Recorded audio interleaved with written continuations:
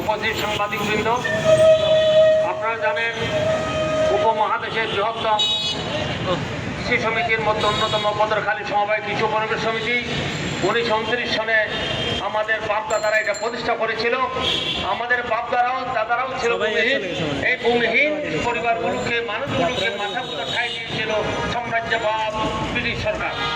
দুঃখ ভারাক্রান্ত মনে আসতে বলতে হয়, এই ব্রিটিশ সরকার সাম্রাজ্যবাদের দেওয়া জমি থেকে আমাদের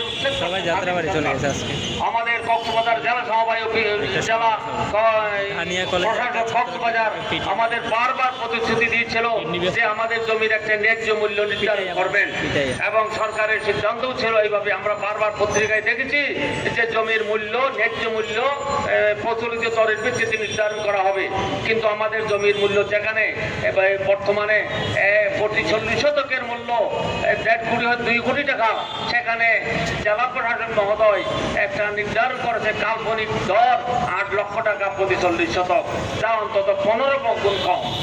এই অবস্থায় আমাদের অস্তিত্ব কোথায় গিয়ে ঠিকবে সেটা উনি কোনোদিন চিন্তা করে নাই মনে হয়। আমাদের অস্তিত্ব কোথায় যাবে? আমরা আবার ভূমিহীনে পরিণত হব, যার জন্য আজকে আমরা সুদূর কক্সবাজারের শেষ প্রান্ত থেকে এখানে এসেছি মাননীয় প্রধান উপদেষ্টা মহোদয় দৃষ্টি আকর্ষণ করার জন্য যে আমাদের ভূমির ন্যায্য মূল্য আপনি নির্ধারণ করুন এবং আশু ব্যবস্থা গ্রহণ করুন।